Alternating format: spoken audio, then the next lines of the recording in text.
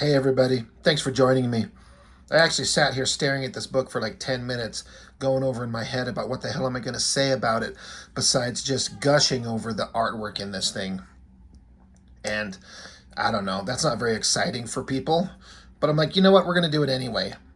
Bram Stoker's Dracula, the comic adaptation. This movie is one of my favorite movies of all time. It is so great. I love everything about it. It is just a masterpiece of art and storytelling and music and performances. I love everything about it. Even Keanu Reeves. I know he's the weakest part of it, but I like him. I like everything about it. And I wasn't aware of a comic adaptation for a long time. There were some individual images I saw floating around about this time, but I didn't know that it was from an actual comic book until years later, and then you could never really find it, at least not very easily. And in recent years, I found out that they released two different editions. I heard about this one. This is the black and white artwork edition. Well, it's not, I say artwork edition. It is, when I think of like an artist edition, it usually means like they scan the artwork raw and don't do any touch-ups on it. In this, it's black and white, but they have like made it crisp and clean and clear and black and white. So I had to get it because Mike Mignola, when I was just first exposed to his artwork, I saw it here and there in different places, that Wolverine Jungle Adventure, and then a fill-in on an issue of X-Force and all this stuff. And by God, did I fucking hate his artwork. I was so stupid. I didn't understand how good he was. And I hate it. It's blocky, and it's not Jim Lee, and it's not Rob Liefeld, and it just sucks. But there were certain images that he did that I saw, even though in my outward speaking voice I would say, I hate this guy's work. But certain images that he'd drawn always stuck with me as very dynamic and just very powerful and striking. And it wasn't until I got older and I started understanding things and I suddenly come to understand how good Mignola is. And he's one of my top, if I had to list top 4 artists, he's probably up there in it. So when I saw this this collected edition of the black and white artwork, I had to get it. Just for size comparison, ironically, I did not actually plan this, but there you can see, here's a regular comic book and then the size of this book. So it's not quite original art size, but it's bigger than a regular comic. And I say ironic, I did not plan this. I just turned around and grabbed the first thing on the pile, but this is that issue of X-Force that Mignola drew. We'll be looking at that when we get to it in chronological order. So I've got that. But then once I got this, God damn it, I just had to get the other version that had the color in it. I just wanted both. So I've got them both here. And they're both just really, really well done books. We're just going to go through the black and white one. I'll keep the color one just in case. There's some stuff in the back of these, penciled pages and stuff like this. And what's funny is the penciled pages in the back of this are not the same as that, so that's how they get you twice. And apparently it works. First off, what an absolutely beautiful cover. The layout of everything, the logo of the Dracula is just perfect. And then the design of everything here, and the color, you know, with the black shadow on the center and the white on the one and the red on the other. It's so perfectly good. I can't even begin to explain. He does things that look simple, but I just can't understand how he does it. And with these big collected editions and artist books, the inside pages, why not use this surface area to give us a really awesome close-up shot of some of the artwork? Do something designy or dramatic or interesting with this. And they did. That looks great. That's really cool. Just going over credits. So you get the script, the pencils by Mignola, and then inks by this guy, John Nyberg. It's funny. Oh, duh. I was about to say, why don't they list the colorist? Oh, it's black and white. Duh. Mignola basically does all his own inking from now on. I don't know how long it took him after doing this, where he just decided he wanted to ink his own work. And his stuff looks best when he does it. But there's certainly nothing in this that looks bad. I don't know if it's going to show up very well on the camera, but this is what I was kind of referring to earlier. This is like a shot of this original artwork that was not cleaned up. Like there's some blue line pencil marks through here. You can see the construction lines and everything that he does on the original artwork. Then once you scan it, and you can clean it up and make it the crisp, clear black and white, which is what you'll see in the rest of these. So the artist in me kind of likes to see that stuff. It's that blue line pencil. They usually do a lot of their initial sketches in this blue pencil because it doesn't photo reproduce when you take a picture of it, I guess. That blue pencil doesn't photo. So you can draw in pencil, but then when you ink over it and leave that blue pencil on there, you only you only get the black line work and not the blue pencil.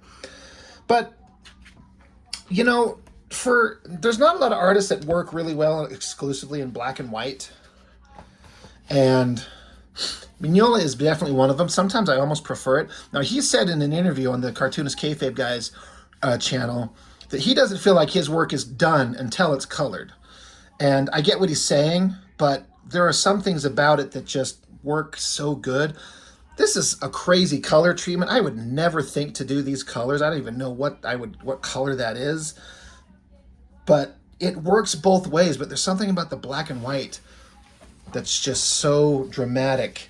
I know I said we're not only going to look at the black and white, but we'll do a little side-by-side comparison of them. So I just kind of get lost. The artist in me is like looking at the black and white artwork and then seeing how they color it up. It just looks so fantastic. He does kind of the exact opposite that any of the image guys would do. He's not going for big, flashy, over-the-top, dramatic, exciting images. He's not trying to do like an anchor shot where there's a big, awesome image here. So when you resell the page later that, oh, I want that page with that big head on it, or the big sexy girl, or the big awesome punch, and then you're going to pay a lot of money for it. Mignola is concerned about storytelling and getting the drama of everything exactly right. And his work has just this undefinable, indescribable quality. I can't explain it. I don't know what it is, but it is so impactful. It just draws you in. I've said this before, I just don't have the vocabulary to even explain it.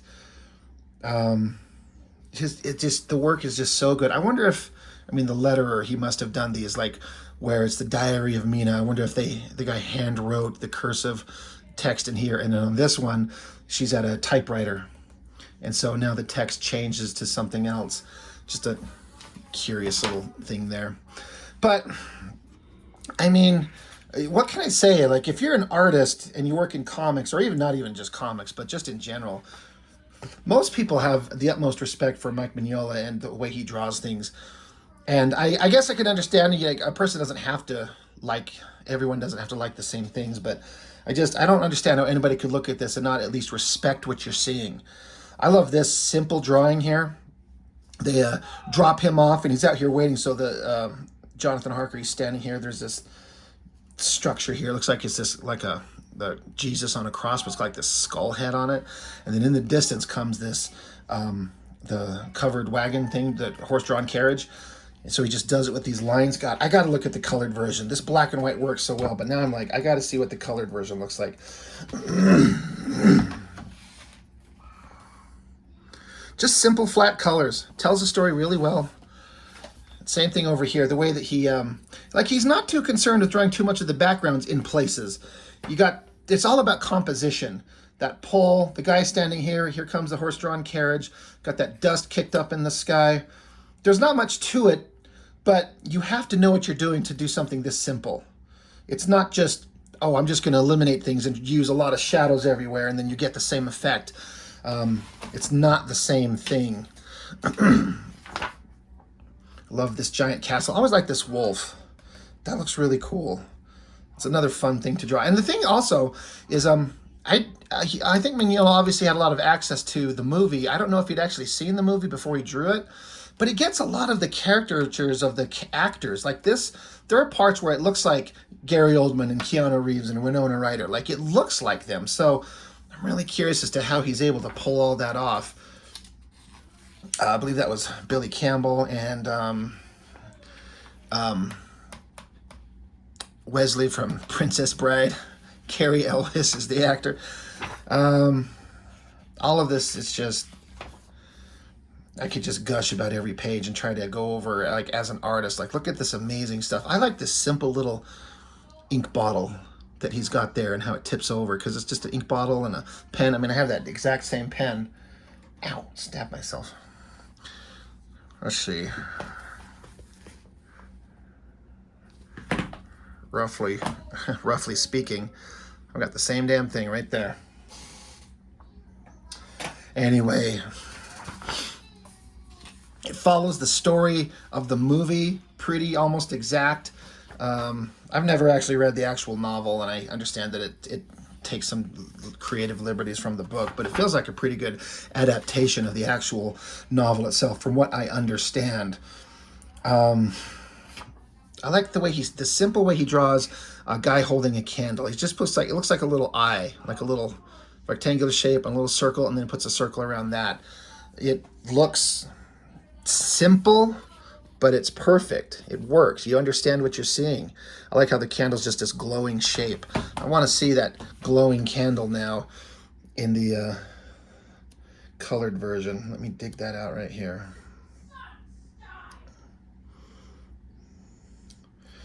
Where is it? Here we go. That coloring with that candle effect in that panel really brings that artwork out. I mean, it looks great in the black and white, but the color work really helps sell it. Wow. It's really fun to be able to kind of do a comparison side by side. And then, of course, the part where he lays on this bed and the three hot girls in the movie, including Monica Bellucci. Holy crap, is that one of the most beautiful women in the history of ever. The three witches of Dracula, they come and kind of overtake him and seducing him. Great artwork here. The hands are so hard, and he nails them so good. Everything here, the mouth, the blood hanging from it, the way they're just feeding on him.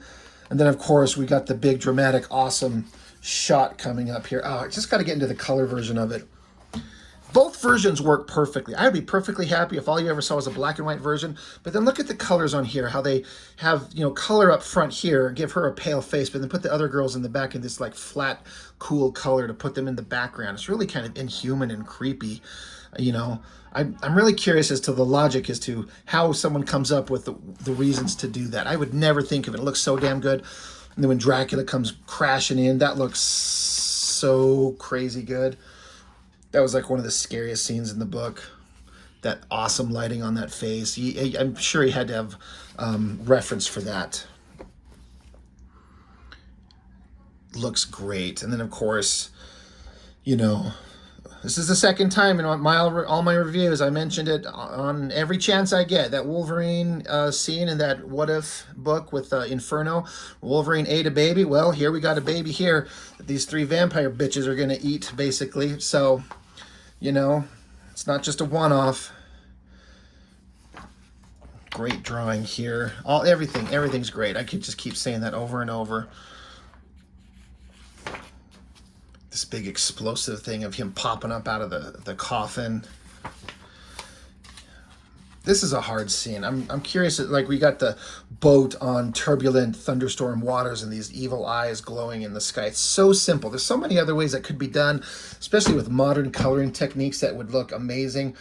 But there's the colored version. But it's just simple storytelling. It's not trying to wow you with flash and craziness. It just wants to tell you the story simply but very effectively. It's just great stuff all around. When Dracula turns into basically the werewolf creature, half man, half wolf, that picture, so great. That scene in the movie was one of the creepiest. God, I don't know what else to say. I'm just going to be repeating myself. This is a great drawing with them walking, but kind of like the ominous bat shape. Like Mina doesn't know what she's getting herself into. Great shadows on the faces here. The puncture line, like how it kind of, I believe they did this in the movie too, where you have, princess bride guy looking at Lucy, and she's got the vampire bite marks on her neck, and then you close up on them closer, and then it kind of transitions to the eyes of Dracula and the wolf. So good. That's a great shot, like straight from the movie. This is a great shot with the building in the background. Yeah. Part of me wishes I would have waited to do this and have my brother here with me, because I bet he would have had a lot of interesting things to kind of add to this, being an artist, and kind of bounce ideas off each other back and forth about how good this is as an artist. Another thing I read that Mike Mignola does or doesn't do is he won't do like bird's eye views or worm's eye views where the camera's like way high in the sky looking down or way low on the ground looking up. He'll do everything, for the most part, just kind of straight on. That's how he wants to do it. That's how it works. And if I were to hear that some artist, that's his way of functioning, I'd be like, well, you're limiting yourself. You're not opening yourself up to the artistic, dramatic possibilities. And 99.9% of the time, that'd be completely true. Except in the case of Mignola, he can make it work somehow without doing those weird, crazy camera angle shots. Everything he does is just it's an eye-catching, visceral thing that just makes you look at it. Totally looks like Anthony Hopkins. That's a great image of them dancing, that big dress of hers. The candles, just these simple shapes. These just like long, simple shapes and little dots at the top to look like candles in the dark. It takes a lot of good understanding to draw something so simple. You have to understand it on a complex level before you're able to draw it at a simple level. That's a really grasping image where like the mouth, and he's holding her mouth open so we can see fangs are forming.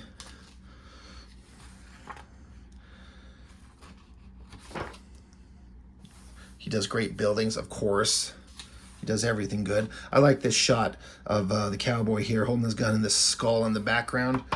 We're gonna bust out the color version and see that. Let's get to that one. God, if I'm not careful, I could be like, we're gonna look at every colored page along with every black and white page. And I don't know, why not, right? But, geez, there's that dancing image we were just talking about with the candles. Look at that dress, the color. I mean, that's exactly what it was. But the black and white looked perfect, but then you just do this kind of flat red color on it. Works perfectly. It adds a whole other dynamic vibe to it. Where is that page coming up? Right here. Look at that with that, again, that cowboy and the colors in the background, but then the sky and that skull. Like, that's creepy.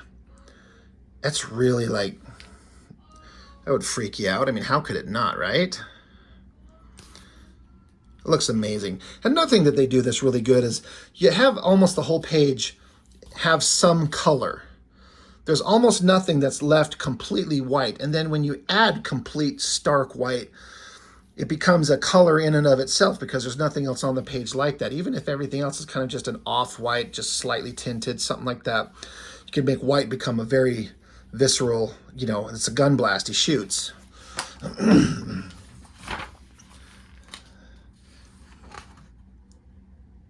This is always a great scene where Jonathan and Mina were getting married and they're coming together, their love growing stronger. At the same time, Dracula's pissed off, so he decides to take Lucy in this, and then, you know, contrasting the two beautiful moments and horrific moments at the same time. The movie portrayed that really, really well, and it's done really good here. It's interesting that he's as a wolf biting her to finish her off, and then she's dead. That was an interesting thing that they did. Look at this background here. God, we're gonna have to look at the color version on this. How do you, as an artist, draw this and walk away from it going, that's exactly what I want it to look like? I imagine that if Mignola was to leave his artwork in black and white, knowing that it was going to be printed final that way forever, he might do something different. But maybe he knows that it's going to be colored, and maybe he's coordinating with the colorist to make sure it has a certain look. The colored version, I mean, I almost prefer the black and white, I'd say. It's hard to say. They both work really good, but you have to really be, I know I'm saying this, but you have to really know what you're doing to draw like that and not fill in these backgrounds and leave it and have it work somehow.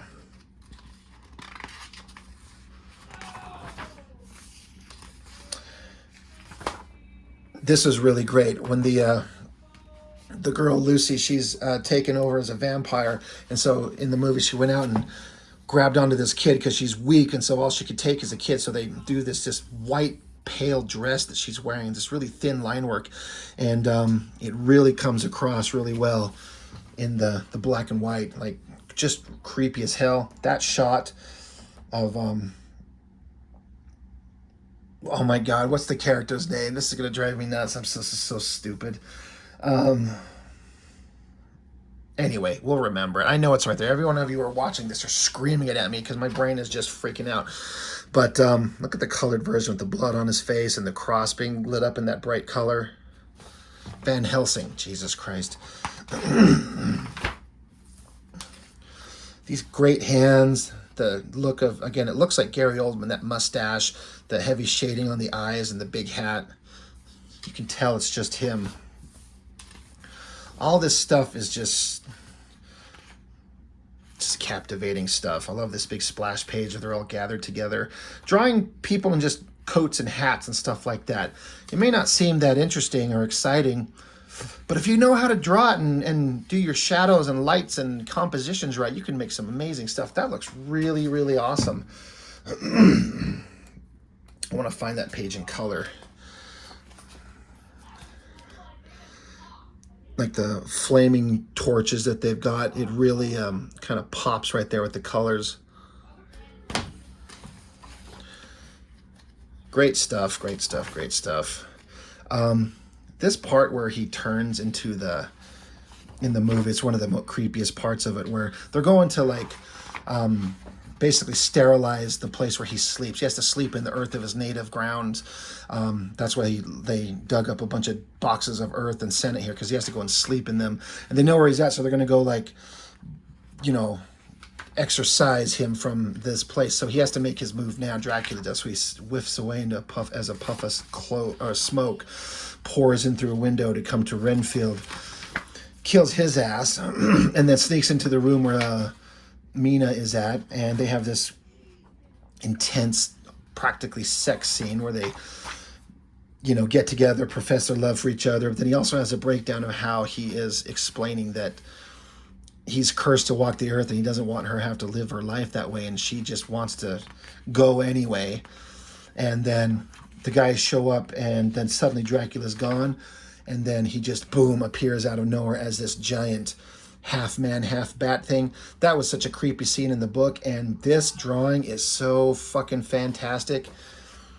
I love how, you know, Van Helsing is holding up the cross, and, you know, Dracula here, he basically makes the cross burst into flames. So you can show that Dracula is not susceptible to just everything. Here's the colored version. Just fantastic stuff. And then, of course, he backs into a shadow as the vampire, half human, half vampire thing. And then once he gets into the shadows, he suddenly turns into a pile of rats and runs out. He can turn himself into all the creatures of the night. Really neat stuff. And then as the movie progresses, I always like this drawing.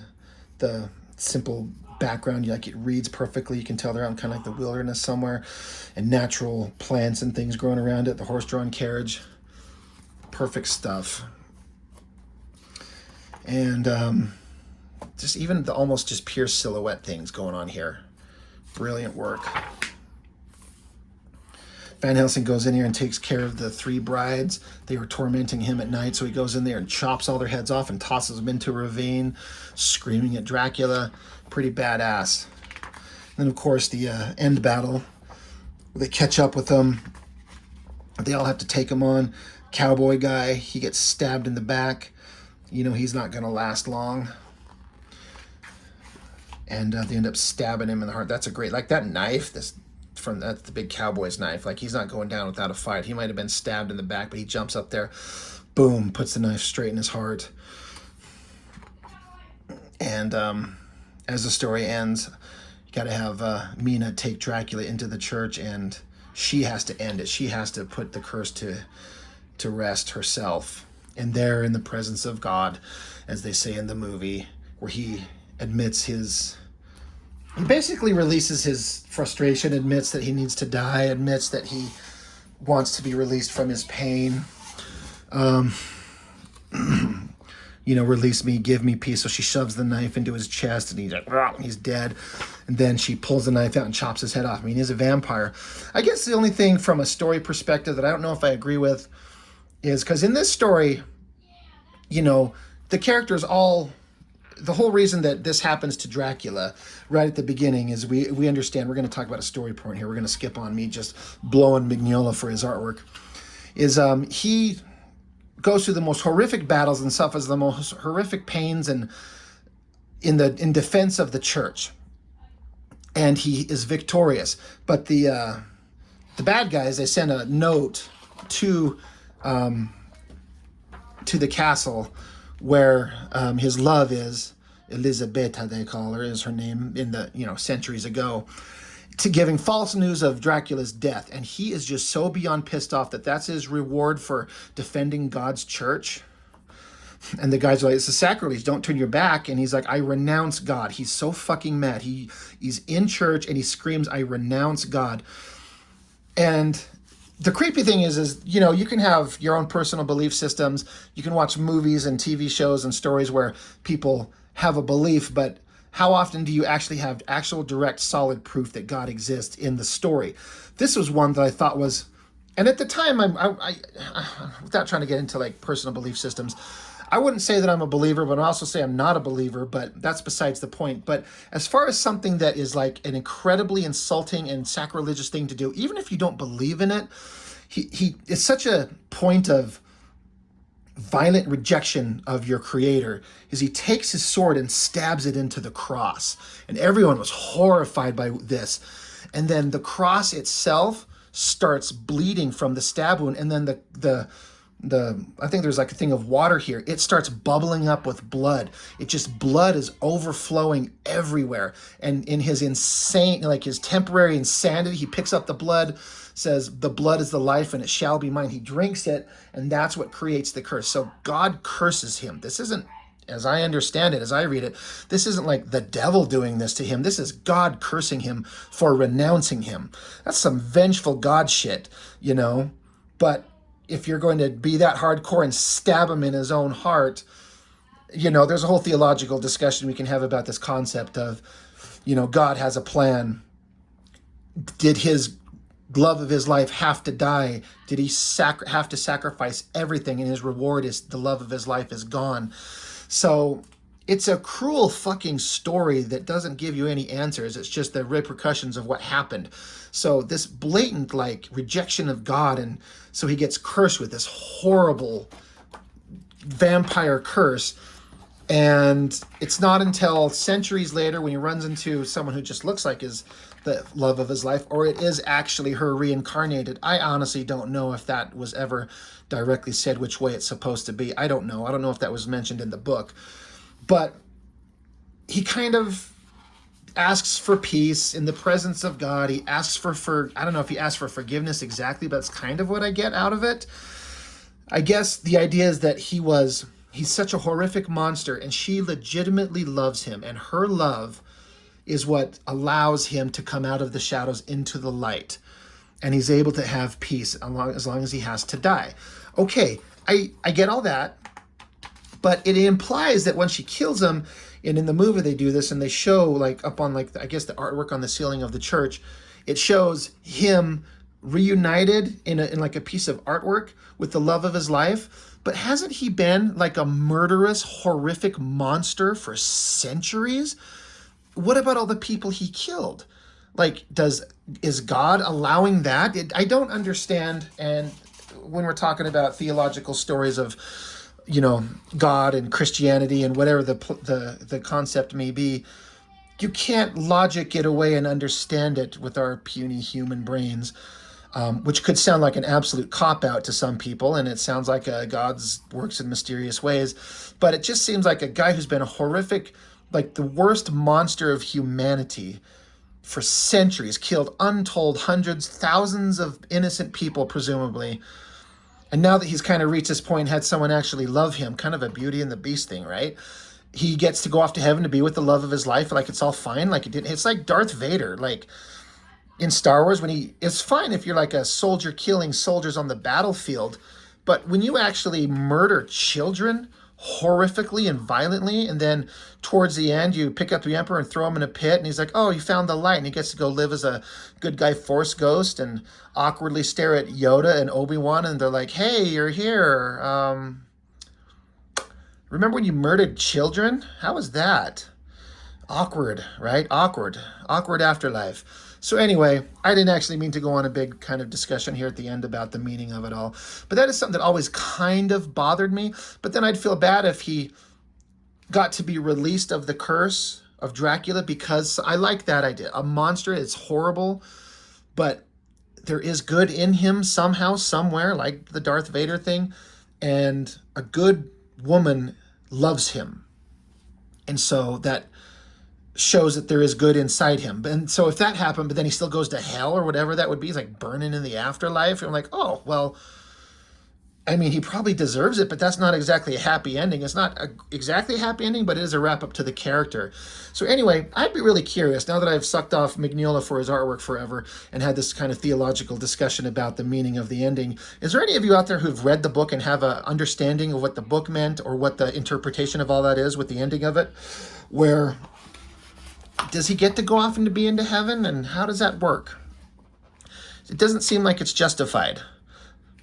But then again, I don't want to see him go to hell, because then you just walk out of the theater going, well, that was a whole fucking downer of a show. And then it gets into like some amazing pencil pages of the way Mignola would draw the artwork in pencil and hand it off to the inker. And man, he doesn't bother even filling in the blacks. If you know artistic shorthand, you put all these little X's. That's what they always do. Little X's means fill that area in black.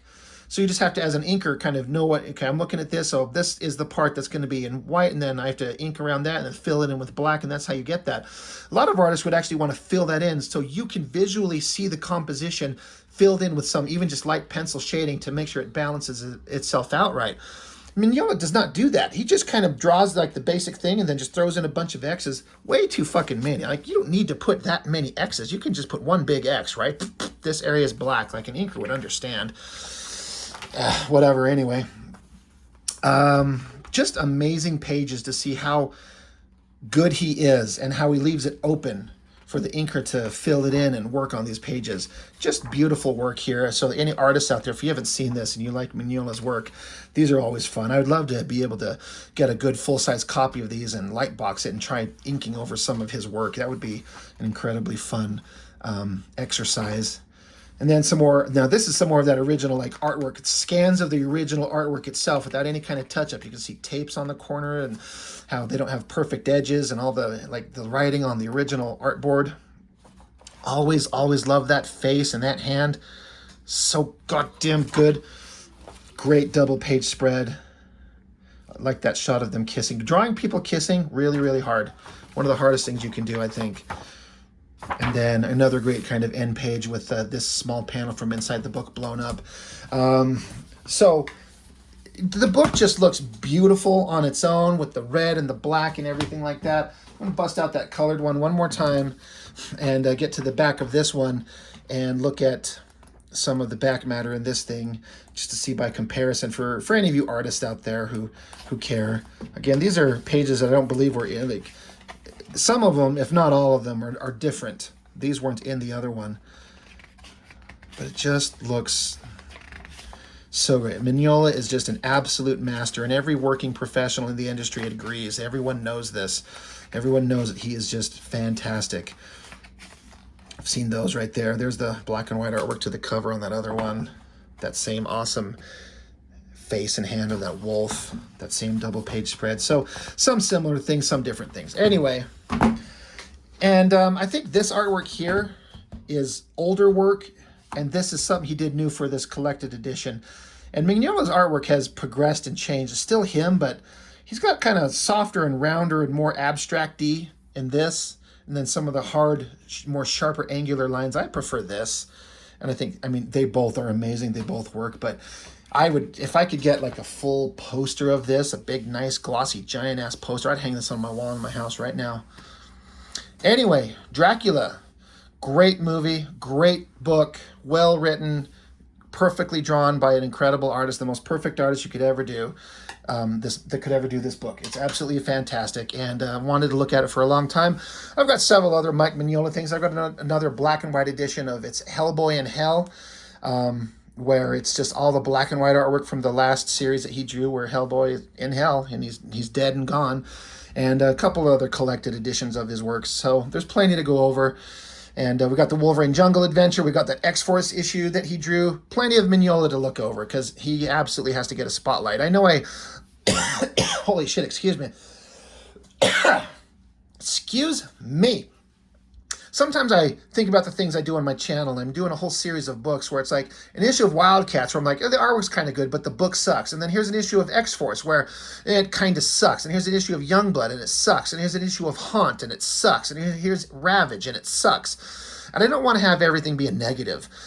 Sometimes I think people find that one of my viewers, I can't remember which one of you said it, they said Rob's roasts are priceless. One of you said that. It's kind of fun when I'm just shitting all over everything because it's kind of fun. It's fun to kind of critique things in a negative way and point out how much it fucking sucks, and it's a little bit less exciting to show how goddamn good something is. But, there is such great work out there that deserves all the praise, and we're going to show both. It's my intention to show both ways. So anyway, Dracula, that's all I've got for now. Thank you for watching as always, and I look forward to any comments you have about this. As always, thank you for tuning in, and I will see you next time.